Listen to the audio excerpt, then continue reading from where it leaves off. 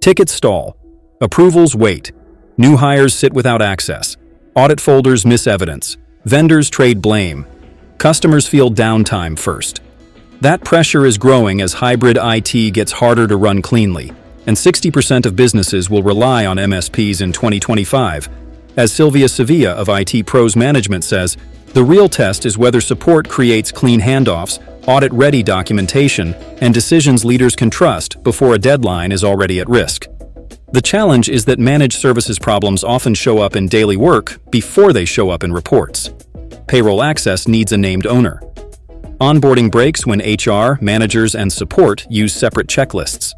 Patch gaps can turn one laptop issue into repeat tickets. Audit evidence gets painful when diagrams, access lists, and vendor notes live in inboxes. Regulated environments add another layer.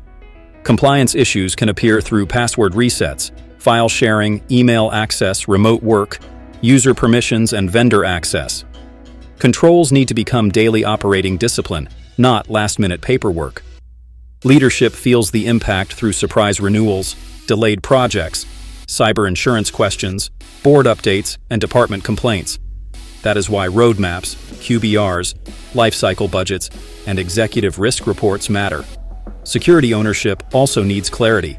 Suspicious login alerts need a named responder, containment steps, and documented closeout.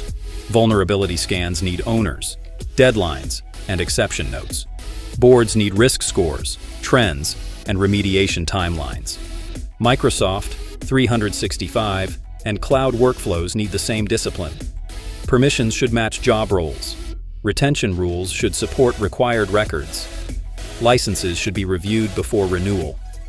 Training should follow how teams actually use the tools. The practical path is to document repeat tickets, review SLA paths, map controls to daily work, and build 90-day plans with clear owners. Read the full article for the complete breakdown, and add this to your Spotify playlist.